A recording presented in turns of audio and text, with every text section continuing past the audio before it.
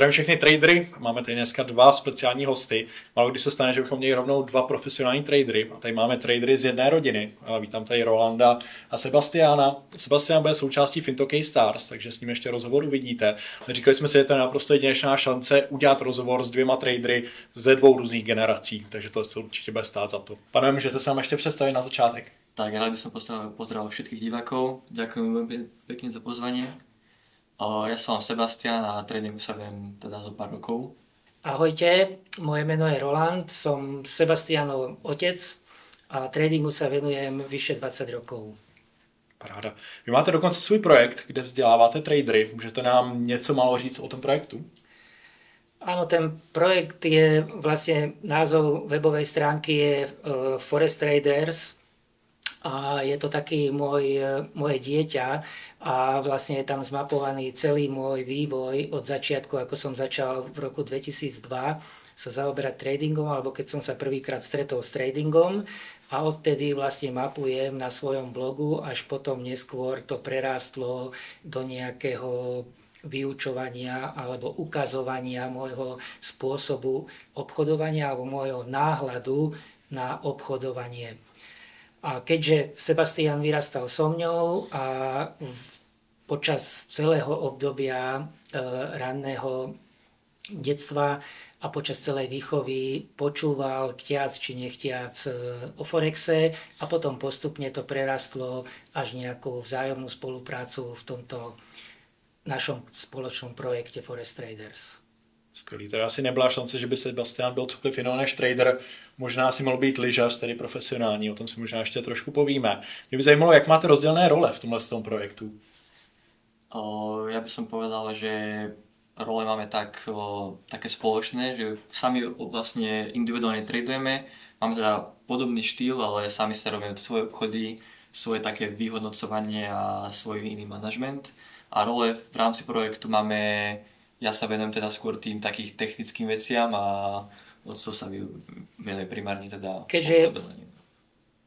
Keďže v rámci môjho spôsobu obchodovania ešte firmy vtedy neexistovali, tak som sa venoval vždycky len s vlastným kapitálom, som proste skúšal svoje šťastie, ale v rámci tomto období, keď Sebastian začal proste obchodovať a rozhodol sa teda pre obchodovanie a rozhodol sa spolupracovať v našom teda už teraz spoločnom projekte, tak sme využili aj prop firmy ako príležitosť a tým pádom je vlastne špecialista na troška iný spôsob alebo vyladenie toho môjho spôsobu obchodovania alebo nášho už teraz, takže sa venuje skôr prop firmám a ja tým live účtom alebo proste plnému kapitálu, vlastnému kapitálu. Primárne teda sa sústredím na profirmy a učím teda osobných ľudí. Tam je teda hlavne rozdiel v tom drawdowne, money managemente, tých úpravách, väčšom risk managemente, ale to sú už potom. Možná mě napadla ještě otázka na Rolanda. Říkal jste, že jste začínal 2002 s tradingem. Opravdu není moc lidí, co by tradovalo tak dlouho, tak by mě zajímal nějaký rozdíl, kam se vlastně ten trading vyvinul. Jestli můžete srovnat to období 2002 a tu současnost. To musí být úplně něco diametrálně odlišného. Jednoznačne aj ten internetové možnosti ešte neboli také. Brooker 1, 2 a to tiež v Amerike. Vlastne tu na Slovensku nejaké vzdelávanie neexistovalo. Všetko sa riešilo v zahraničí a veľmi, veľmi obmedzenom množstve. Takže nedá sa to porovnať. Dnešné možnosti, dokonca aj s vlastným kapitálom sa vtedy muselo riskovať v podstate, alebo aj teraz, ale tá príležitosť tých prop firiem je obrovská a v podstate kdokoľvek a hlavne aj študenti dneska majú obrovskú šancu tomuto pričuchnúť k tomuto remeslu. Přesně tak, i za relativně málo peněz, samozřejmě mít ten kapitál, který si člověk může v tom propu koupit, tak student by dlouho na to šetřil. Ale zároveň je tam aj tá mentálna príprava, lebo sú to v podstate tiež určitým spôsobom síce menej investované peniaze vlastné, ako keď celý kapitál vlastne použijete, ale není to demo zároveň. Čiže ten rozdiel medzi ostrým účtom vlastných peňazí, pro firmou a tiež ostrých účtov potom neskôr v podstate to môže brať a demo je iná psychológia potom zase. Psychológie. Pánové, mě zajímá, kdo z vás je lepší trader. Dá se to vůbec říci, jestli Sebastian nebo táta? No, som presvedčený, že momentálne Sebastiano. Súhlasíš s tým? To neviem, ja by som ja neviem, či to takto môžeme, neviem, či to dá vôbec objektívne zhodnotiť, že kto je lepší trader. Ja by som povedal, že mám možno tie profirmy proste idú, ja sa tomu venujem a možno na live účte nemôžem ešte porovnať takéto obdobie ako môj ocino, ale ja by si myslím, že on je lepší trader ako ja. Tak z dlhodobého pohľadu samozrejme, ako... Ale možno mám teraz konzistentnejšie výsledky, by som povedal a keď tak myslíš, neviem, ako to inak myslíš, ale plán sa nedá objektívne zhodnotiť, že kto je lepší trader. Tak by som to povedal. Co se týká ne toho projektu, ale i tradování, tak kdy jste si řekli, pojďme to teda dělat spolu? Máte nějaký takový čas, kdy se stalo opravdu, že dobře, Sebastiane, pojď obchodovat se mnou, nebo vždycky si kouká tátovi přes rameno a lákalo tě to? Tak samozrejme už keď som, však veľa času sme strávili spolu, či už športovo, alebo teda doma a videl som, že tam nejaké tie sviečky si kliká a tak a že teda tým sa aj živí. A postupne som teda dostával aj tú teóriu, akože premyslené tej psychologické aj športu a tak. No a vlastne Ocino už mal akadémiu už dosť dlho, takže ja som iba tak potom neskôr sa k tomu tak pričuchoval, keď som už začal ja byť, teda mať nejaké výsledky aj ja a už nejako vedel aj ja si zarobiť, tak až potom sme začali spolu riešiť. Tak ja som sa pridal k tebe. Tak my sme naozaj veľa času trávili spolu v rámci toho, že Sebastian športoval a chodil som s ním na sústredenia, na preteky, takže pri každom nejakom mojom telefonáte alebo rozhovore s niekým bol účastný, aj keď nerozumel a nevedel, o čo ide.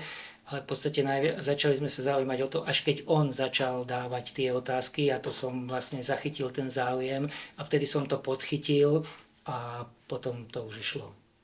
Dalo by se říct, kdo z vás víc riskuje a kdo je naopak opatrnější?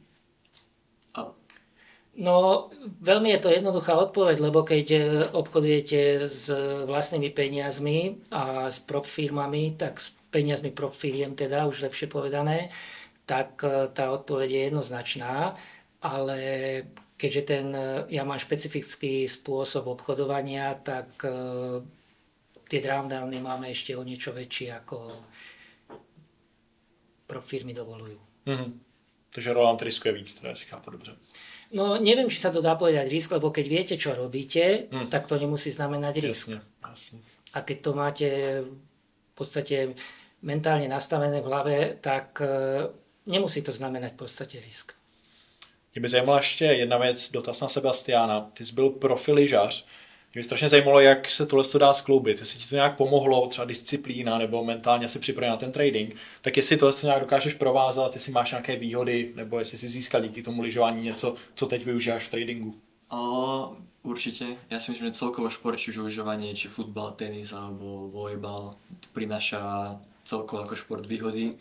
Ja si myslím, že do života je to super škola s tým, že sa dá naučíte disciplíne, naučíte sa prehrávať a hlavne v tradingu aj celkovo v živote je veľmi dôležitá vec, lebo život teda nie je fér a veľa budete prehrávať aj či zo začiatku koľko. Ja som už niekoľko už to aj spál na prop firmách a stále som išiel ďalej, stále ma to neodradilo. Takže určitá disciplína a naučenie sa prehrávať a zobrať si sa nejaké ponaučenie a ísť potom dobre ďalej a myslím, že šport je toto najlepšia lekcia do života. To je veľký rozdiel v tom, ako si sa pýtal na začiatku, že pred 20 rokmi ako to vyzeralo, ako to vyzerá teraz, alebo pred 10, pred 15, tak presne to je v rámci tých prop peňazí. Takže prehrávať s prop peniazmi je o niečo jednoduchšie, ako prehrávať s vlastnými peniazmi. A my sme inú možnosť tedy nemali a použili sme sa tiež, začínali sme s vlastnými peniazmi. Čiže ten kapitál bol oveľa väčších stratách ako teraz. Čiže tá možnosť dneska, či už pre mladých alebo pre kohokoľvek iného, aj keď nemajú čas na trading, tak je obrovský rozdiel a obrovské príležitosti s minimálnym kapitálom zarobiť veľmi slušné peniaze pre bežný život. To je určitě pravda. Pojďme zpátky k té praxi, k tomu samotnému tradingu. Stane se někdy, že byste vy dva měli úplně opačný pohled na trh a kdo pak vyhraje v takové situaci? Ja si myslím, že sa to nestáva často, lebo máme podobný štýl, len trošku inak zadávame obchody. Ale povedal by som, že keď sa to stane, tak je to rozdiel. Možno máme ten istý plán na ten obchod, ale ja by som možno neskôr vstúpil, alebo by som vôbec nestúpil. Pre mňa to není ten obchod, do ktorého by som išiel, s tým, že mám samozrejme, že primárne obchodujem pro firmy účty a tam je ten drawdown trošku iný, takže sa musím vyľaďovať ten vstup čo najlepšie a ako hocino môže neskôr vstúpiť s tým, že má ten väčší drawdown. Môžem položiť iný spôsob prikupovania, dokupovania toho obchodu, čiže ja počítam, že ešte to môže ísť proti mne trebárs a nemám s tým taký veľký problém, ale on to musí ináč. Ale určite konzultujeme niektoré situácie, ktoré máme už pripravené cez víkend a v podstate cez týždeň už máme jasno, čo ideme robiť. A keď už nastáva tá situácia, že ideme do toho vstúpiť, tak ešte tu akože konzultujeme, ale nie vždy, lebo nie sme stále pri sebe. Takže individuálne sa to otvára, ale keď sme spolu, tak určitě konzultujeme. Skvělý. Co se týká vaší akademie, tak učíte tam oba dva vlastně to stejné, nebo máte každý nějaký jiný přístup, nebo možná nám řekněte trošku více o tom. Vy jste vlastně říkali, že nežijete proto, abyste tradovali, ale snažíte vlastně z toho tradingu dělat nějak zábavu. Tak když tak ten váš přístup trošku více popište. Tak u nás je to skôr postavené, presne ako si spomenul, obchodujeme pre život a netrávime plno času pri tom, čiže skôr sa zaoberáme top-down analýzou vyšších timeframeov, čiže náš najnižší timeframe je 1-hodinový, ktorý používame na vstupy, ale bežne ja osobne aj 4-hodinové timeframey na 2, 3, 4 týždne držania obchodu. Pri Forexe je to špeciálne, samozrejme pri niektorých akciových indexoch je to bežné, ale pri Forexe to nie každý zvláda. Čiže sme troška taký v tomto smere špeciálni, alebo teda môj spôsob, môj pohľad na tento druh obchodovania. Je to taký investičný spôsob obchodovania Forexu. Tak to ja nazývam osobne a tak to viem aj vysvetliť. Samozrejme môže to byť vytrhnuté z kontextu, ale zase práve naopak Sebastian podobný spôsob, alebo tento istý spôsob má vyladený na minimálny drawdown, ktorý požadujú pro firmy. Takže v podstate jeden spôsob, ale dva rôzne druhy nástupu, alebo jak by som to nazval. Takže dá sa to využívať aj pri s menším drawdownom, upresnenie vstupov, alebo potom takým pohľadom, že raz za deň sa do toho stačí pozrieť. No vlastne ten systém, ktorý máme, sme posledné mesiace, posledné roky vlastne spolu doľaďovali na základe mojich nejakých inputov, ktoré som mal teda, že som sa primárne venoval pro firmám a navzájom sa to tak sklubili, že teraz mám taký jeden ucelený systém, ale s tým, že máme teda dva rozdiely, to také. My sme v podstate vďační za to, že tu prišli pro firmy, lebo ja som nemal šancu môjim spôsobom obchodovania pro firmy proste získať ten challenge. A potom vlastne tým, že Sebastian nastúpil a začal do toho rýpať a samozrejme nebol som ochotný mu dávať veľký kapitál k tomu, aby riskoval svoje peniaze, tak sme vlastne využili ako challengeové pro firmy na náš challenge výzvu upravenie nášho spôsobu obchodovania pre challengeové podmienky. Takže troška sme rozdielni, ale zároveň sa navzájom doplňame plus minus v jednom spôsobe pohľadu na trhy obchodovania, ale je to troška iný, vyladený drawdown. Super. Samozřejmě trading nejsou pouze zisky, nejsou to rychlá auta, rychlé peníze, jsou to mnohdy i ztráty. Asi každý trader dříve nebo později k těm ztrátám dojde. Tak jak vy pracujete s psychikou, jak pracujete se ztrátami, co se snažíte dělat, aby opravdu se to na vás nějak výrazně nepodepsalo? Možná kdo z vás má nějak odolnější psychiku, možná bych si asi tipnul, že Sebastian, jelikož byl profi sportovec, tak můžete nám nějak popsat, jak pracujete se ztrátami, jestli se navzájem nějak uklidňujete, nebo co děláte? Ja by som povedal, že tých strát je teraz akože minimálne oproti čomu predtým. Samozrejme ten šport tomu pomáha. Ako som povedal, proste ten šport je extrémne vie naučiť do života a tá psychika je podľa mňa veľká časť tréningu, ale tu úspešný trader podľa mňa musí mať psychiku na poriadku. Ale tak aj ocino bol športovec, tiež teda futbal, ale ja si myslím, že som ja teda ten viacej kľudnejší, lebo v poslednej dobu si to všímam, že keď náhodou sa niečo stane mimo toho, tak ja som taký taký ten kľud proste a viem to tak vyrovnať aj sám so sebou sa už veľmi malokrát viem rozčuť a ten systém máme tak nastavený, že aj keď to ide do minusu, aj keď je nejaká prehra alebo nejaká strata, tak nás sa nedokáže rozhodiť a sme úplne v pohode.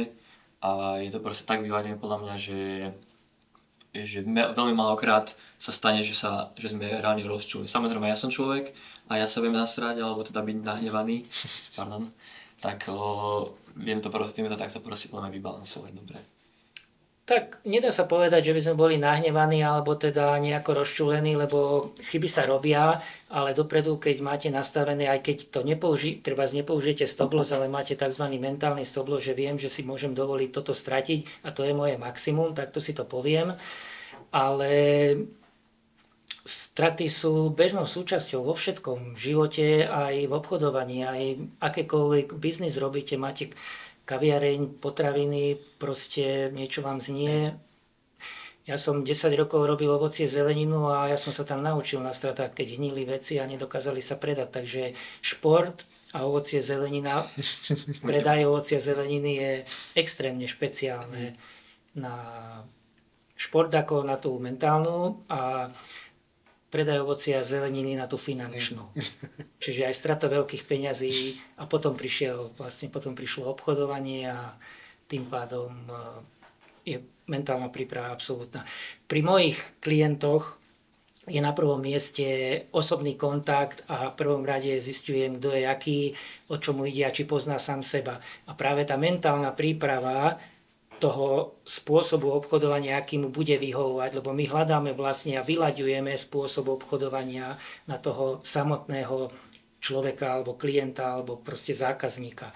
Není to o tom, že tu je systém buy, sell, stop loss, EPčko, ale proste je to o tom, čo ti vyhovuje, máš čas, kedy máš čas, ráno, večer, chodíš na nočné, na pobedné alebo chceš full time robiť neskôr. Takže je to osobný kontakt, osobná príprava a v prvom rade je to tá psychologická príprava toho, aké zvláda drawdowny, koľko môže stratiť a samozrejme nie s hypotékou začínať Forex. To je zajímavá rovina, ovoce, zelenina, lyžování, tady to jsem nečekal, že se tam zatouláme. Musím říct, že mě hodně teda překvapujete, že asi na první pohled by člověk řekl, že možná Roland bude lepší trader, že asi bude mít tu chladnější hlavu, ale asi se zdá, že to je možná trošku naopak. Takže za mě hodně překvapivé. Jedna z posledních otázek, co jste se od sebe naučili? Třeba jednu, dvě věci, nemusí to být o tradingu ani. Nebo řekněte třeba jednu věc z tradingu, jednu třeba mimo trading. Keď môžem za seba, tak samozrejme Sebastian má 2-3 ročné skúsenosti s live tradingom alebo s ostrými peniazmi a už s prop firiem veľmi zaujímavými výplatami na študenta. Ale ja mám 22-ročné alebo 23-ročné skúsenosti, ktoré som aj stratil vlastné peniaze a potom ich chránil a postupne akože som sa dostal do takého stavu, že vlastne sa tým živím, ale nie je to na Lambo, ale je to proste môj životný štýl, mi to krásne pokrýva a tá pointa je vlastne v tom, že mám slobodu a voľnosť. To je pointa. A čo sa týka toho, čo som sa od Sebastiana ja naučil, tak je to mimoriadny pokoj, čo je veľmi dôležité v samotnom živote, nielen v tradingu. Sebastian, od taťky? A tak ja myslím, že rodičia od rodičov sa asi určite všetci celý život a primárne všetky veci, čo vieme, tak nejakí rodičia na tom sa teda podielali. Takže ja myslím, že ja som teraz tam, kde som, tak by som nemohol ďakovať mojim ocinovi a mamine samozrejme. Takže, ale ja si myslím, že asi pokoru najviac by som dal, že pokora a taká skromnosť, čo mi podľa mňa ešte občas niekedy chýba, tak to najviac asi by som povedal, že bude najviac taká... No, ja ťa práve, že učím pokore. Nebuď skromný, nikdy nebuď skromný, chci veľa, chci všetko, ale pokorne. Áno, ale tak. To je super mindset na trading. Poslední dotaz, myslíte, že byste dokázali ještě nějak fungovat zvlášť? Že byste se například oddělili, že byste každý obchodoval sám za sebe? Myslíte si, že byste to zvládli? Nebo naopak těžíte z toho, že právě spolupracujete? Je tomu Roland má zkušenosti právě z těch ostrých účtů, naopak Sebastian právě z těch prop firm, které, jak jste sami označili, že jsou vlastně revolucí tradingu. Tak myslíte si, že byste dokázali fungovat zvlášť? No, na toto odpoviem prvý. ako pre samotnú akadémiu, ktorú robíme, je to perfektná kombinácia. Ale myslím si, že bez problémov sa dokážeme sami o seba postarať, alebo keď sa rozídeme, absolútne nič sa nedieje a vôbec to není záväzné, že teraz musíme spolu, lebo to bude perfektné pre nejakú akadémiu. To vôbec nemá s tým spoločné. Radi odovzdávame skúsenosti, radi pomôžeme ľuďom, keď chcú, ale keď sa pôjde do sveta a rozdelíme sa, není problém. A myslím si, že bez problémov dokážeme zvlášť fungovať. Individuálne. Si myslím, že niečo dodať k tomu. Ja tiež si myslím, že ja som samostatný už od 12 rokov, keď som už začal sám chodiť do športu na sústrediť do zahraničia a či už v tréningu, či v živote, ja si myslím, že je to úplne v poriadku z obidvoch strán. Tak jo, skvělý. Já moc děkuji pánové za rozhovor, děkuji, že jste přišli tady do našeho FinTokay studia. My ďakujeme veľmi pekne, veľmi si to vážime. Skvělý. Co se týká Sebastianovej strategie a toho, jak dokázal získat už 7 payoutů ve FinTokay, tak budeme mít separátní rozhovor. Budete na anglickém kanálu FinTokay, takže určitě doporučuji kouknout se i na něj. Mějte se hezky. Ďakujeme. Ďakujeme.